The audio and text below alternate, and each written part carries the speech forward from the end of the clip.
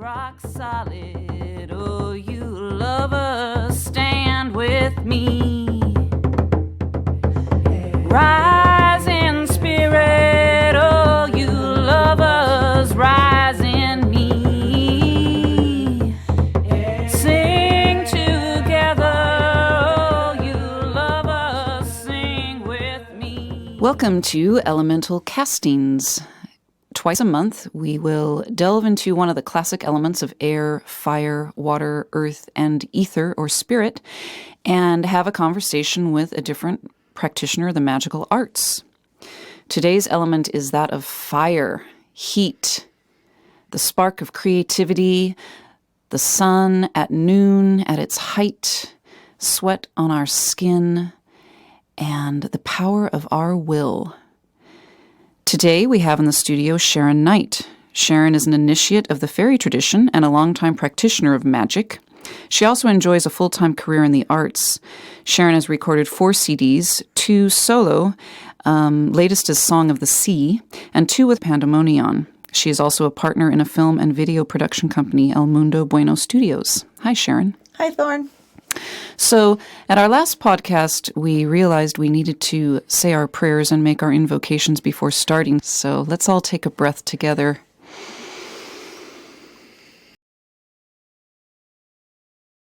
And say some prayer.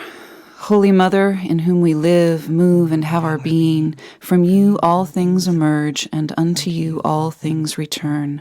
Open our hearts this blessed day, touch our bodies and our minds, walk with us through the gates of power, in shadow and starlight, in fire meeting earth, in the wind on the ocean, and the sweet kiss of life. Blessed be our journey. And Thorn, you had asked me to invoke some deities that are near and dear to my heart as part of this process. And so in trying to choose from the many that I work with, it occurred to me that I am probably devoted 80 to 90% to Venusian-type goddesses. So I figured I would invite some of them in the form of a chant that I learned from Sam and Tara Webster from their first crescent ritual. I believe it's written by Eli Shava and enhanced by both Sam and Tara. Hela Ashera Hela Hela Ashera Hela Hela Ashera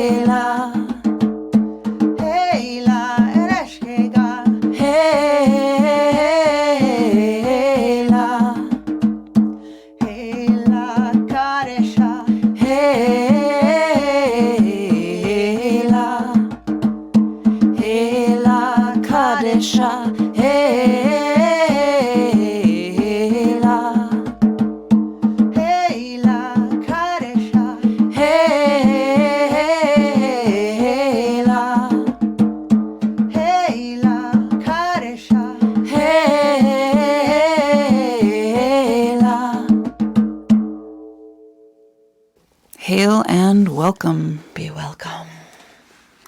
So I have a couple of questions for you to start with, Sharon. All right. One is that I have a lot of friends who use drumming as a sacred act, and many of them consider their drums to be instruments of fire. I'm wondering if you consider that to be so.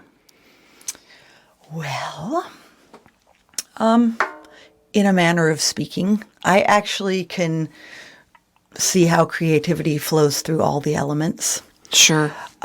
Definitely drumming is very able to conjure that lively kind of releasing energy. It clears blockages and allows our kundalini to flow.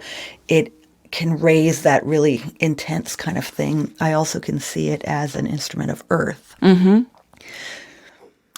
I was taught, I play tar and baran, and when I was taught tar, I was taught by a student of the great Nubian musician of late memory, Hamza al-Din, and Hamza al-Din always taught how to evoke all of the elements in the drum, which I really appreciated. That makes sense to me. But I know a lot of us, when we think of drums, especially in the context of magic and paganism, we think of the big bonfires at the festivals and the dancers and the drummers and raising all that kundalini energy you're talking about. Yep. Yeah. Do you do much of that work? Yeah, as much as I can. I love that. I very much love drumming for ritual and magic. How long have you been drumming? Whew. Longer than I can remember, actually. At least 10 or 12 years. Mm-hmm. And how long have you been practicing magic? About 22 years. Uh-huh. So longer. Yep. Yeah. You've been creative your whole life, though, I imagine? That is true. I decided when I was about 15 that I wanted to be a musician and have been pursuing that ever since. What drew you to magic? Around puberty, it just sort of woke up in me. I was having prophetic dreams, very symbolic, mythic dreams, and I think one of the turning points was reading Sybil Leek's book, Oh, yeah. Diary of a Witch, Yes. and having such a resonance that I am that. It's interesting. Puberty is when I came to magic, too. Yeah, I'm not surprised. Yeah. I mean, I started looking into it at age 13, but didn't really come to it until age 16. And that, of course, those adolescent years are another time of fiery foment. You know, everything's changing and Yep. sex is waking up. And it makes sense that magic would enter there, too, for those of us that weren't raised with it. Yeah. Yep. So one other question that came to me from your invocation was that word Kadesha, which I've also heard as Kadesh too. I've heard different forms of it. And one thing I have read about that in the past, that form of priestessing, is that it is often a form of priestessing that uses sacred sexuality. That's my understanding as well. So I'm wondering if you tie sacred sex in with fire, with creativity. I definitely do. Yeah. As I learned it, and I should clarify by saying that most of the magical traditions that I've been most interested in have been largely more about the actual magical experience, and the scholarly facts are a secondary Right. concern for me, because I'm mostly interested in how we are recreating our traditions today, and so what actually works. So a lot of the people that I've tended to work with tend to have that bias as well.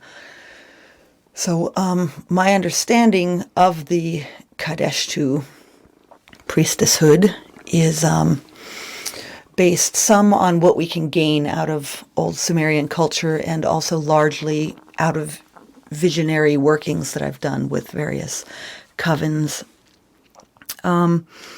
Anyway, the point being that from the Crescent Hellions ritual, which from the first Crescent ritual that I practiced with the Crescent Hellions, was a visionary ritual that came to Tara Webster about how these sacred priestesshoods who did offer themselves as sexual priestesses to their community would need to take time to replenish themselves. And so they would close their temples during the period of the dark moon and do their own workings and their own magics that often included music and dance and art of all forms. Also, we do know from tantric practices, which is much more well documented, tantrika practitioners, we're expected to learn 64 arts. And I could go on about this for a long time, but the point is sexual energy and creativity is very connected, both through history, from what I understand, but also, more importantly to me, as a very real living experience of how the energies both flow. So how does that, I know for me, I say one thing I love about my religion is everything begins and ends with sex, right? Sex is the conduit for all life power, life force, energy. And without it, we can create nothing. So I'm wondering how you find sexuality expressing itself through your magic and through your creative work. And I'm assuming your magic and creative work are, of course, intertwined. Yeah, absolutely. They're pretty much one thing Right. at this point. Well, my experience of creating any kind of art is that your channels have to be open, all the way from your root chakra on up. And the best way to get there is lots of sex, I find. Of course, there's other ways to get there too, but in magic, we talk about as above, so below, and we've got the cosmic serpent that is constantly cycling spiritual energies into the world and back out. And I think that we carry that cosmic serpent in our own bodies as well, and that's our Kundalini awakening. And when our Kundalini is shut down and our centers aren't all the way open, we'll feel shut down. We'll just feel kind of blah and uninspired, and like watching TV is all we can muster. And I think that's part of a natural cycle, and sometimes you just have to accept that you're going to have a period of time where that happens, but that it's pretty important not to let yourself get stuck there, and you want to always try to be keeping that flow open as much as you can if you want to create anything of any value. Other than paint by numbers, right? Yes. I know Victor Anderson felt that in order to work any kind of effective magic, a person had to be sexual. And I think it's because we're not running enough life force otherwise, and B, our channels aren't clearing themselves. They're getting bogged down. Yep, Plus, there's another element there, and that is the element that's important to writing songs, painting pictures, dancing, and having sex, and that is the force of connection. Mm-hmm. And I also think of that as that's a spark. Our synapses fire and connect in our brains, and we create something. We come up with the mad idea that then we translate into a song or a dance. And so that connection that we have during sex is the same connection we have during magic and creative activity. Yep, I agree. I think that both magical practice and the artistic work, creativity itself, are ways in which we communicate with our gods. It's a way, we use the symbolic language of art in color, geometric shapes, tone, dance patterns, as a way to speak to what is divine, both within and without us, in a deeper way. Because, you can only get so far with words before you have to start tapping into a symbolic language. And I think the arts really provide that very nicely. Why are symbols important? Well, I think symbols are the twilight language, basically. I think that symbols in the world that we live in are available for us to use, and that they awaken entire gestalts, as it were, of a magical being. You can have an icon of Inanna, like a 7-pointed star is used for Inanna a lot, as she's used for many Venusian goddesses. And you can meditate on this star and feel it with your intuition, and it will slowly start to open a gate in your consciousness and invite you into this being's realm. And so we can learn a lot and open a lot of doors by using these symbols that we wouldn't otherwise have access to. Do any of your songs start with symbols? Most of them. Can you talk about that a little bit? Oh boy, let's see. Well, I am very, very fond of using symbolic or mythic imagery in songs as a way of telling a story and revealing a deeper story within a story. For example, I have a song called Phoenix from the Ashes, in which I use the myth of the phoenix dying and being reborn as a way to invoke what I hope for our planet and for the evolution of humanity. That we are very much in a phase of sorrow and dying and grieving for, where we've ended up as far as toxifying the planet and being cruel to each other, and hoping that we can rise above this. And because I don't want to specifically pontificate or preach directly about these things, but still want to communicate this message or feeling, I can use a storytelling symbolic language to evoke the space of it without necessarily, admonishing people directly. Right. Do you consider your songs to be spells? Yes, definitely. And, I could go on forever about my songs, or I could just encourage you to listen to Song of the Sea, which I think is a fine 11-song collection of a fine example of what we're talking about right now. It's a beautiful CD. And the video for, is it the title song that you did the video for? Yes. That's also very beautiful. Thank you. And where can that be found? The best place to find that and some examples of my songs right now is probably my MySpace site, because I'm in the process of reworking my entire web presence. Right. So right now, myspace.com/Sharon Knight Band. You can see the video and hear some of the music, and hopefully you'll be led to buy the CD as well. But I don't want this to be a commercial or anything. We should support our local artists anyway. So when you are feeling creatively or magically blocked, what are some of the things you do to help clear your centers? You talked a lot about those energy centers and the chakra centers. I thought this might come up.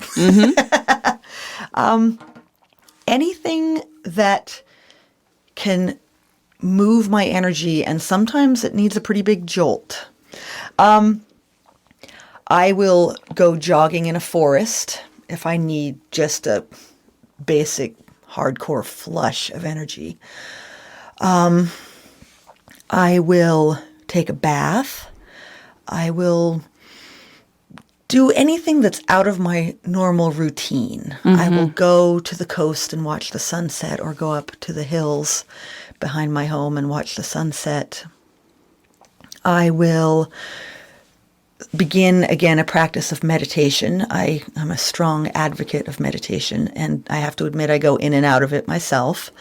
But I think nothing clogs creativity more than letting your mind get full of clutter and worry and grocery lists, etc.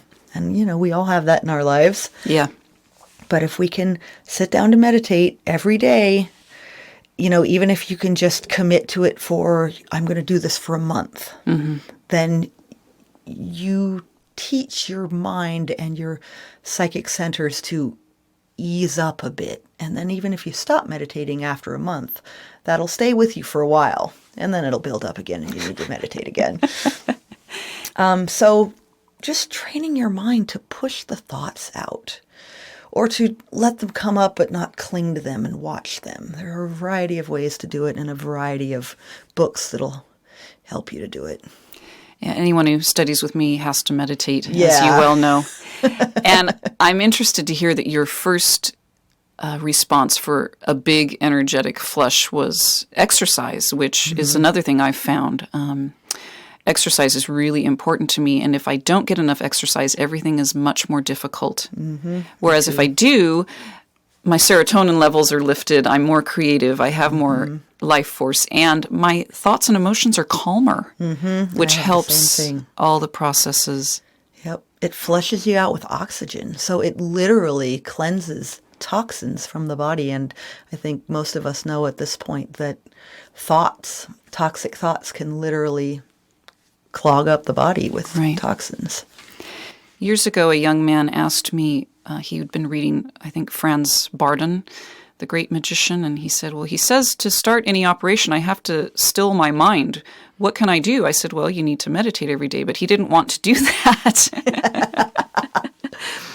Lazy magicians, we are. It's so hard for Westerners, I think, especially to not do anything. I struggle with that. I can't, I've got so much to do. I can't take a whole half hour to just sit and do nothing. But I can check my emails compulsively. Yes, indeed. So, how does fire work in your life, do you feel, in your creative and magical processes, or just in life in general?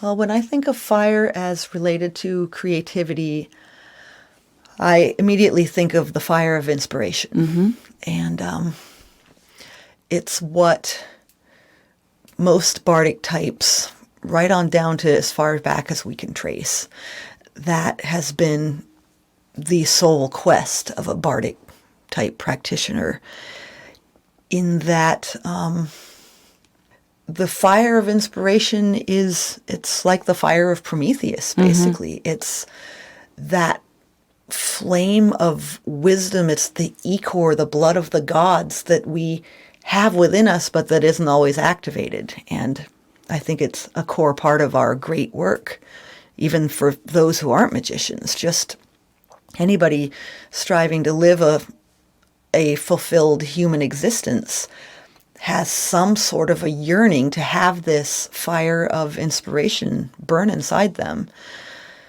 So my life is basically an ongoing cycle of courting this fire of inspiration and either being filled with it or yearning for it and being a little melancholy. I know some people write better when they're melancholy and other people write better when they're filled with the fire. Which is true for you? Filled with the fire, for Yeah. sure. And those are the kinds of songs I prefer. I've noticed Yeah. I get tired of the codependent melancholy Yeah. versions. I do sometimes write from that place, but usually don't turn it loose on the public, because I end up feeling like, why does anybody want to listen to my self-indulgent whining? It's not what my art is for. So do you consider your art, the purpose of your art, to be channeling that fire into something that will inspire others? Yes, absolutely. I consider that my core work in this lifetime, and am always seeking more and more opportunities, and just that, more and more opportunities to do that with more and more frequency. I'd like to do that all the time.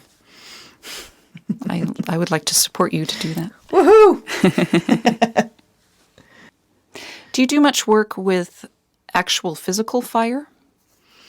Off and on. Yeah, I'm very drawn to fire. It's probably my strongest element. So I've done a lot of manifestation magic that releases the spell through fire. I use fire to consume impurities. Like a regular balancing practice for me is the points of fire in the fairy tradition, where you conjure up whatever pattern is stuck or not working for you, and you roll it into a candle and burn the candle. And affirm that as the candle burns, the impurity is consumed, and then you charge up a bowl of water to replenish what you're wanting to add in instead and drink that down. So does the energy that is getting consumed, is it transformed and then taken back in the form of water, or is it released? How does that work for you? Because I always release, transform, but then take back in the transformed energy. Right. Is that true for you? Yeah. I would have to say, a lot of fairies practice kala. Yes. Which is you release and transform all within one chalice of water. Right. And then drink it back in. Yeah, and I use both of those things. If I'm feeling, there are times when I actually feel like I really need to just release something and it's too soon for me to drink it down. So it depends on the situation. If it's something that's freaking me out heavily, I might just torch the sucker and start fresh. But ultimately, I think that's more something I do in my mind. I think all the energy that's in the universe is the energy that's in the universe, and that we can't really get rid of. Right. So ultimately, it all is a transformation. That's what I've come to as well. Early on in my practice as a baby witch and someone first learning magic, I would do a lot of work to try to get rid of things, only to discover that wasn't functional and actually not effective. And I find the acknowledgement that we can't really get rid of anything. The second law of thermodynamics is helpful for me. Matter and energy can neither be created nor destroyed. Yep. It just changes form, and we use it then in different ways, hopefully ways that are healthier and more helpful to us. Yep. You have other art forms you practice too, don't you? I know music is your primary form, but what other ways does creativity flow through you? Well, since I'm fond of exercise, and that helps me a lot, I'm a sometime belly dancer. I used to be a belly dancing fiend, and just don't have as much time for that as I used to. But I do still strive to keep that up as one of the ways that I keep myself conditioned and my energy flowing. I'm also a visual artist. I make clothing. My day job is in the arts. I am a partner in a film and video production company called El Mundo Bueno Studios. So I get to spend a lot of time doing sound for film in the form of scoring, sound design, Foley. It's a lot of fun, making weird noises to enhance somebody's storytelling in their film. We've also produced a handful of music videos, including my Song of the Sea video. So I've gotten to, I've gotten into film editing as well. So at this point, most of my life is pretty much a creative flow. Mm-hmm. Creative flow versus grappling with technology, which is part of that. Yes. Everything has its challenges. It's interesting how many belly dancers we know. As you know, I was one of the original members of Fat Chance Belly Dance when it was first formed, and I belly danced for years and years. And I still do. I still dance. Obviously, I write songs and music, and I write books, and I teach. It seems that most of us that access fire through creativity have a lot of forms we at least dabble in, but then we tend to have one primary form we have to settle on because that's the only thing that brings mastery, right? So I don't dance nearly as much as I used to either, but the physical exercise really helps keep me unblocked and keeps the creative juices flowing. The other thing you talked about, Sharon, was changing your routine. That helps me too. If I'm really blocked, for example, in writing my recent book, Kissing the Limitless, that will be out in the spring, I was really having trouble with a segment. I was bogged down. I didn't want to write every day. And so I would avoid it. You do the whole clean the house, do my usual tricks of going for a walk or making a cup of tea. Even that wasn't helping. And I discovered that what I had to do was force myself to write every single day. Whereas I had been on a schedule of writing 3 or 4 times a week because, I would do my other work at the other times. And I found that in forcing myself to write every single day, it got the flow moving again. Yeah, sometimes that, approaching it from the opposite extreme of just forcing yourself and deciding, even if it's shite, it can be shite for a little while. And some days I would only write 100, 200 words, but I had to write those, I had to eke out those 100, 200 words. And then the next day, maybe I would write 600, and then the following day, maybe 1,000, and I grappled with it for quite a while. That is a good one. I've used that one too. Yeah. We have to trick ourselves sometimes. Yep. Isn't that funny? We have all these systems that seems like they ought to just work well, but part of it, I think, is it goes through our complexes, right? We still have vestiges of psychological or emotional issues of things that aren't quite on board with this piece of magic. Maybe the part that wants to just stay small and not highly visible, doesn't really want to be on stage all the time like you are. And those parts, I think, fight us still. And we have to be in a relationship with those parts and sometimes fight those parts and sometimes embrace those parts. And that's probably my biggest fight, actually, because I am compelled to put art out into the world, but I'm also a very private person. Right. And I don't like to be treated like a famous person. That's why I say I'm semi-famous. I haven't been performing out very much at all lately for a variety of reasons, most of which have to do with recording, being in the studio.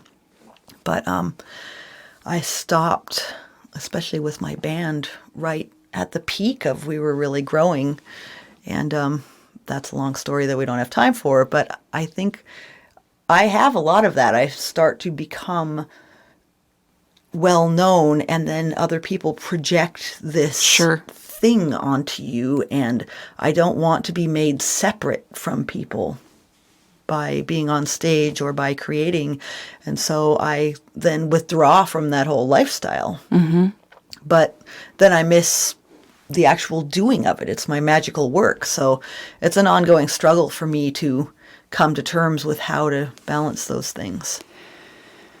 I have found I've even had to talk with my ancestors about some of these types of issues because they don't like that I fly so high above the radar. That's not safe for a regular working class person. You just need to keep your head down and go to your job. And here, I don't have a regular job, just like you don't. We cobble together a living from a variety of creative sources. And that makes my working class ancestors very nervous. Are they worried for you? They do get worried for me. And they get worried for me that I'm not going to be able to pay my rent. And they get worried for me that I'm so visible. So I've had to do some talking to them about that. You're very brave, I think. You're a very visible witch, which is, sometimes a little bit of a scary thing to be in the world, I find anyway. I find it is too, and I just, as you said, I know it is my work, and I just breathe into it. I also have places where I can be small. Don't we all? I have friends that it's okay to just be Thorn, and they're not looking to me for advice, and you have that too. That's essential, man. Partners are good. Yep. Yeah. So when your psychological or emotional complexes are coming up really hard, like when Pandemonium was getting really successful and you stepped back, what was the process you went through you said you had to deal with that and look at that. What are some of the things that come up for you, and what are some of the ways in which you deal with that? Whew, man, that's a good question. I'll let you know when I figure it out. Well, you're in a new process now of coming out. It seems like you're recording more, you're building your new website. It feels like you're getting ready for a new fiery push. I am, actually. So where's that coming from? And what feels more at ease, do you think? I think that I have come to terms with the fact that this is my work. It just is. And if I don't do it, I'm going to be unhappy and unfulfilled.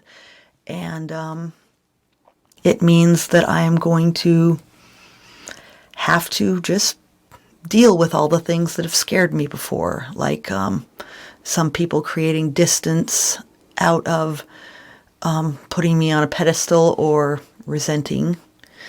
Or kicking you off the pedestal. Yeah, and then you fall and they're mad at you for that. Right. The fact that it's a very hard path, I certainly didn't think it would be as hard a path as it has turned out to be, this following the musical muse.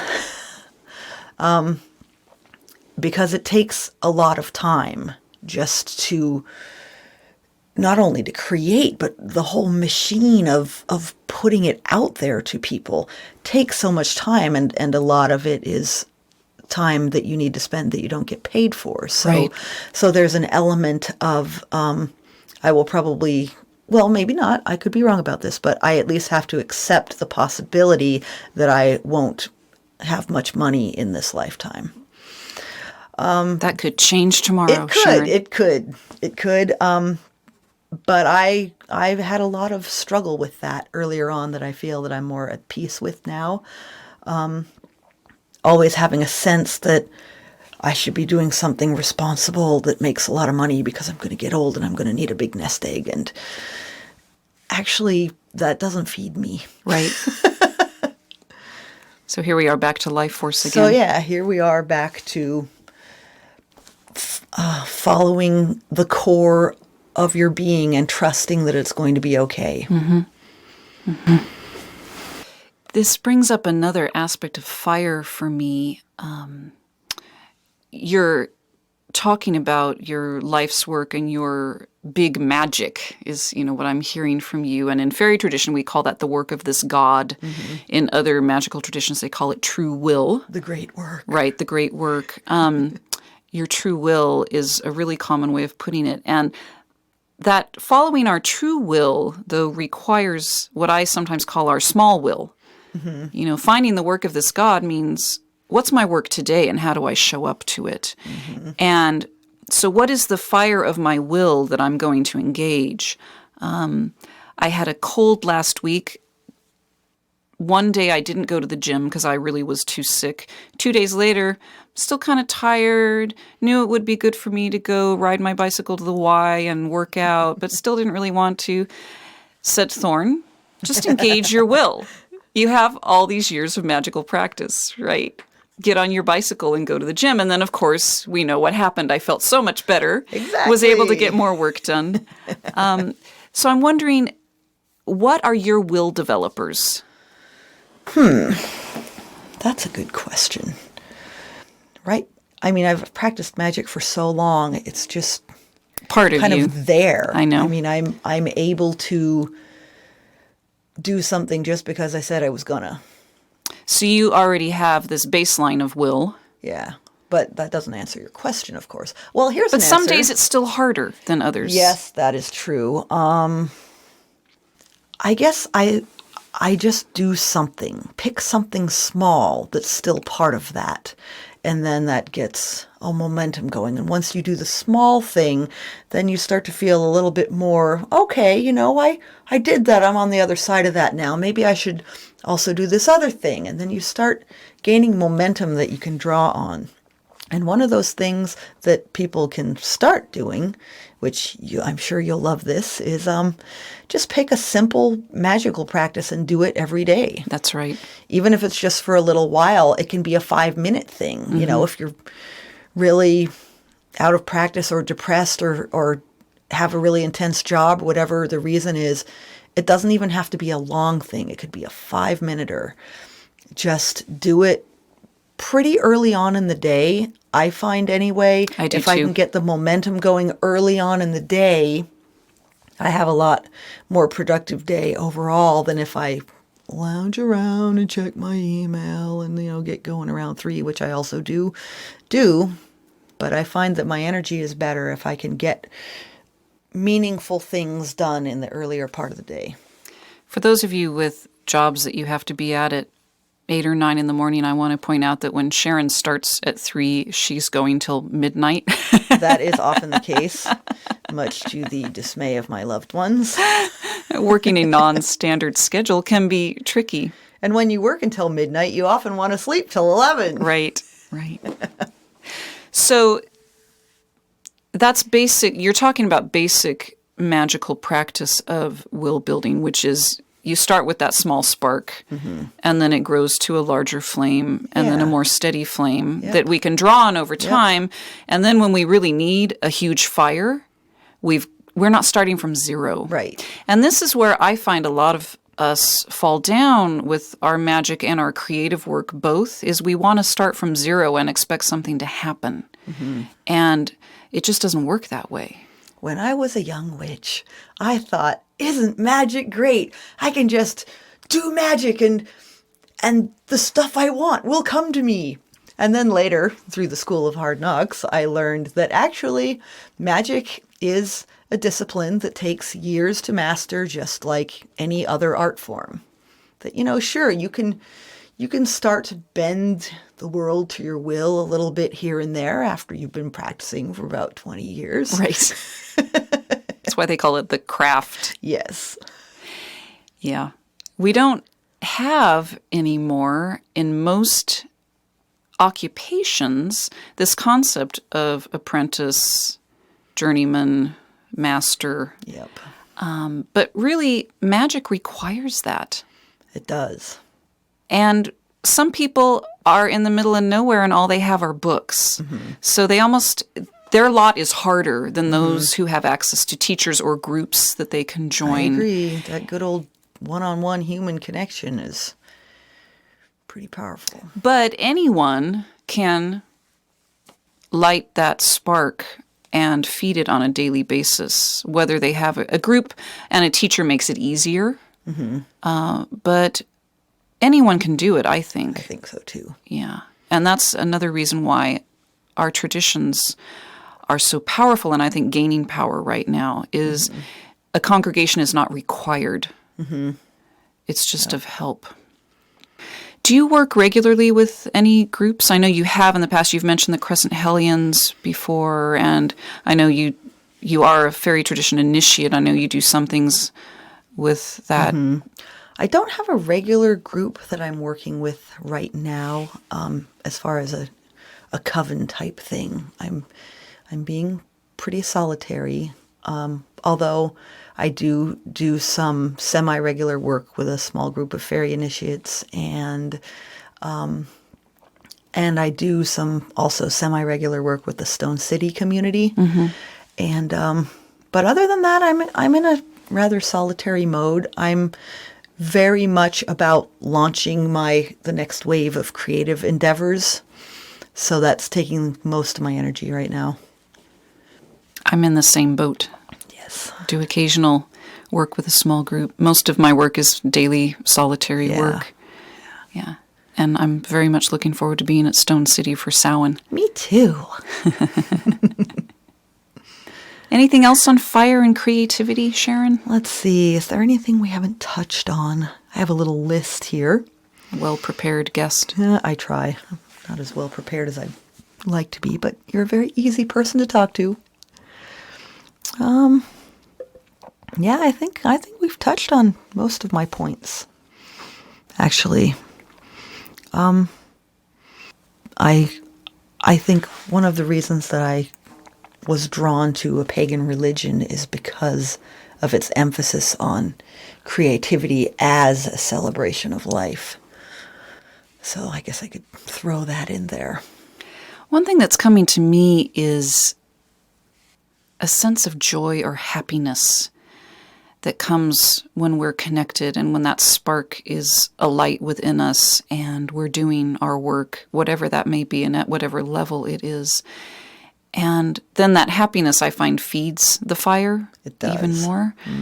Yeah. So what are other things outside of course, sex? We've talked about that a lot.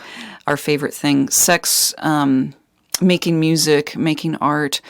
Are there things outside of that help you feed your happiness quota? Eating well. Yeah, I agree.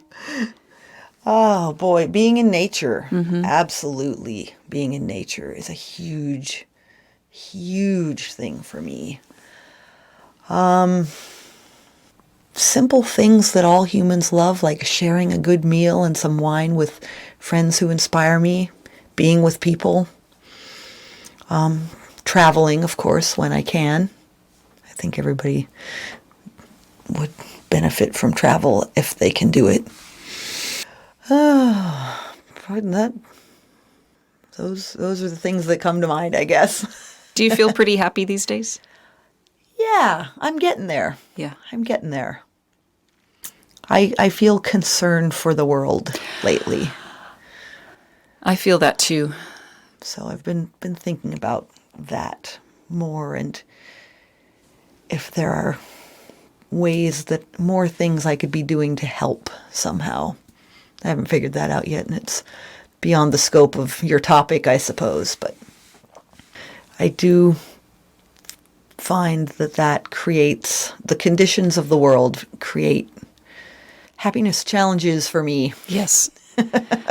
I feel the same. I think a lot of us are very concerned with the world right now. But when I start to feel any sense of despair, I take in a deep breath and remember that beauty is one of the things that helps us all when times are tough. And so the more we can access creativity and put that out in the world, I think I agree. The better the world is. I think beauty really uplifts the spirit in such a profound way. In fact, that could be a thing to add to the last question, is how does a person, or how do I keep my happiness up? And taking beauty in is also a key thing. Going and looking at beauty in the form of nature, or going to a museum, or listening to beautiful music and just laying on my bed and letting the music wash through me. I think beauty is so nurturing to the human soul that it can fortify us to go on.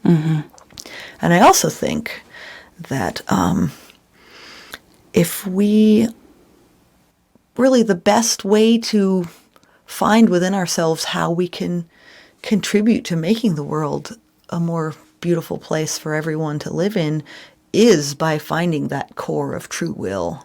That our most impact that we can make starts with finding our true resonance inside of us.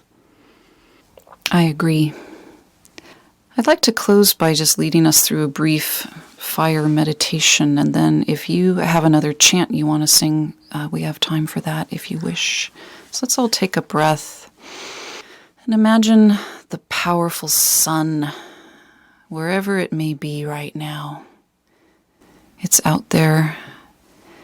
And imagine you can breathe in a spark of sunlight into the top of your head, and feel sunlight cascading down through your energy bodies and into your physical body, your third eye and your brain and your throat and down your shoulders, and let it open your chest and let fire enter your heart, and breathe it into your lungs, and let fire flow down into your hands and your fingertips, and let fire fill your belly, the seat of will, and let sunlight open your pelvis and enliven your sex with heat and creative force, and let fire enter your root, opening all your stable connections and your good health.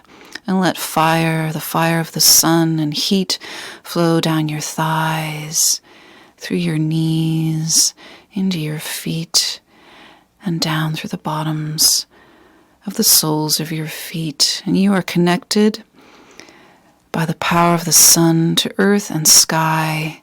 And you can also simultaneously breathe up some fire from the core of the earth and feel it mingling in you with the fire of the sun. And breathe deeply from the soles of your feet to the crown of your head. And feel the fire of creativity moving through you. And if you have a prayer to know your will or to know your creative spark, you can say that now. And Whenever I have a lot of energy moving through me, I tilt my head back and breathe some up to my divine nature as a thank you. May I be aligned with fire and creativity and will. Blessed be. Ah, that was nice. So a chant, eh? If you have one. Well, there's always the Holy Mother chant. You started with it as a spoken word, so it might be nice to end with that. Excellent. And it's the one that jumps to mind, so. Before we do that, though, we thank all the other deities we called in. Thank you for your presence. Thank you. And thank you for having me, Thorn. Thanks, Sharon. You're welcome. And also, before the chant, Sharon's work can again be found on MySpace if you look up Sharon Knight, and that's Knight with a K. Sharon Knight Band, actually. Oh, Sharon Knight Band. And also embstudios.com, El Mundo Bueno Studios. And my website is thorncoyle.com. And thank you for joining us on Elemental Castings. Holy Mother, in you we live, move, and have our being. From you all things emerge, and unto you all things return. Holy Mother, in you we live, move, and have our being. From you all things emerge, and unto you all things return. Blessed be. And rock solid, oh, you lovers, stand with me.